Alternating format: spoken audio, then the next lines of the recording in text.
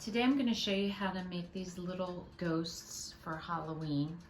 And you'll notice I have two different style of ghosts. They're both made exactly the same way, just skipping one step.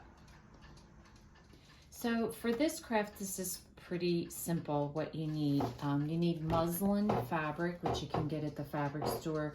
If you're just going to do a couple sets, I would say a half a yard of fabric is all you need.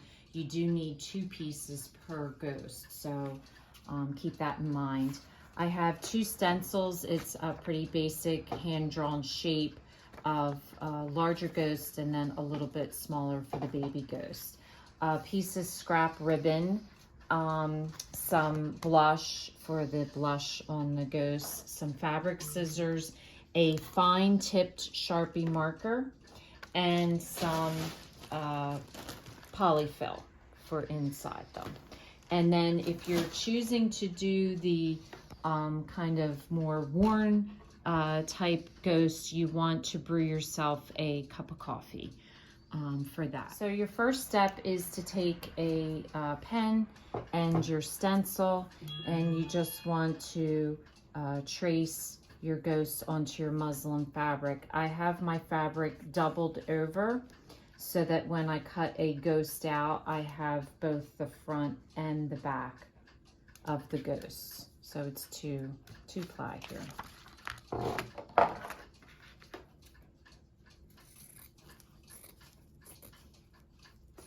Okay, so once you have your ghost cut out, you're ready for the next step. Just want to point out any scraps that you have, save, because that's what I used for the little messages that I added to the ghost. So make sure you keep all them and don't throw them away. So if you like the clean look ghost, you want to just skip on to the next step.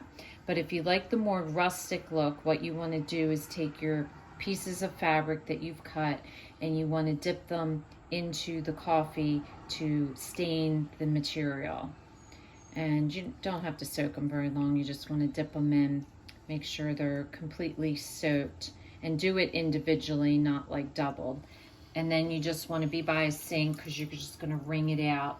And the other thing by doing this is I'm kind of crumpling the fabric, so that gives it more of that worn type look. And then you just want to open them up. Don't like smooth them out or anything. And then I just put them on my dish drain board to dry. And you want to have them completely dry before you move to the next step. So now whether you're doing the rustic or the plain, the next step on is exactly the same. So you want to take a fine tip marker and you want to make sure don't have the back on it because this bleeds through the fabric. So you also want to work on a piece of wax paper or on something that you don't mind the ink coming through. And you just want to draw a face however you want to draw your face. And just beware that the fabric does bleed. So I just don't press too hard and just kind of trace it out and then fill it in larger, because as it bleeds, if you don't do that, your eye is going to be bigger than you expected. So just start out real small and then just fill it in carefully. And they don't have to be exactly the same size or same, you know, it's kind of a random thing. Each ghost face should be a little bit different. And it doesn't have to be exactly smooth. So if you're doing the rustic look, you also want to make sure that you stain your scrap pieces of fabric as well. If you're not doing the rustic look, then you don't need to worry about that. But then what I'm going to do is write on these, and you'll see some of the sayings that I have: boo, peekaboo, hi boo, spooky. You could also do fabulous or beautiful. So just some cute sayings. So you again want to take your fine tip marker, and with the ones that have been dyed, they're a little crinkly, so they're a little bit more challenging to write on. So you just want to hold it as tight as you can and then just gently go over and write your saying, like so. Then after you're done writing your saying, this one I think is a little bit big, so I'm just going to cut it down. And it's nice that your fabric is kind of like randomly cut. I don't make it like even, but what you do then is you just pull at the fabric at the corners, and that gives you that kind of rough look. And just do that going all the way around.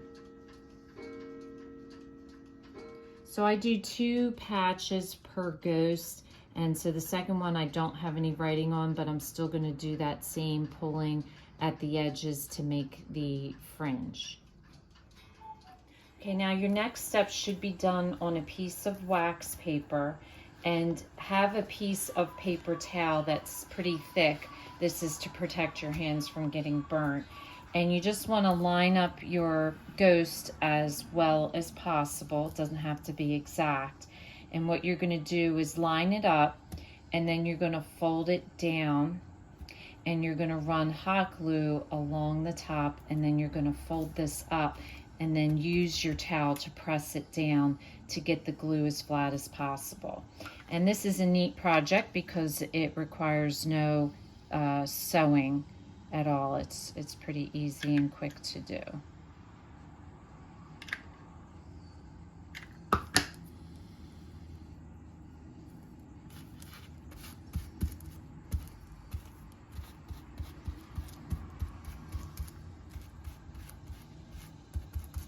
So then I flipped my ghost so the head's at the top and fold it up to where I stopped gluing.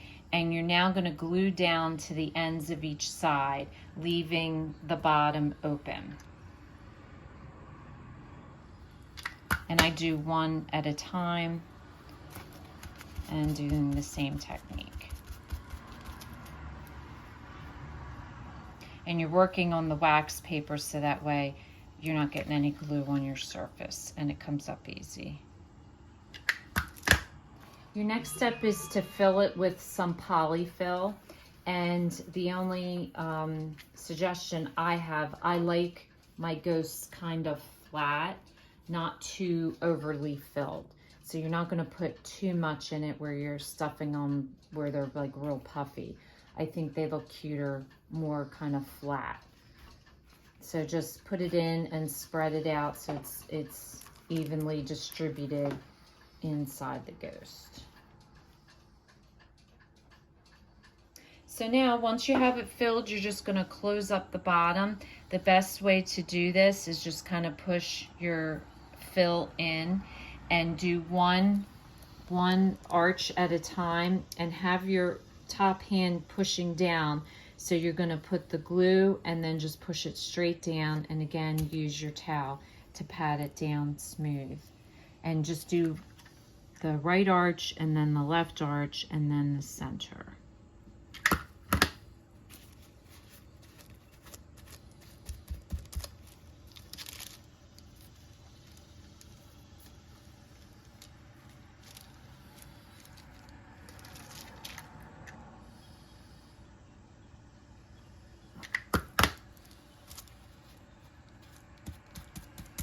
So then your last step is to glue on your patches, and I did 2 patches per one. If you're doing the girl, you just add a little bow to the top of her head, and you just want to do that with just a dab of hot glue. And they're just kind of randomly put on, but I am paying attention to positioning because I'm going to group it in a group of 3. So I put one over here, and then the next one I put on this side, and then the one in the front you could kind of go in the center. So that way when you group them together, you're going to be able to see each of the signs. And so the very last step is to take your blush and your Q-tip and just put some little rosy cheeks on our ghosts. So I think these turned out beautiful. I like actually both of them. I like the more worn out looking ones, and I also liked the clean ones. So whichever way you choose, I think they turned out really cute. So if this is your first time watching, welcome, and please don't forget to subscribe if you want to receive future notification of posts. Hit the bell, and if you like our video, please give us a thumbs up. Thanks for watching, and we'll see you again soon.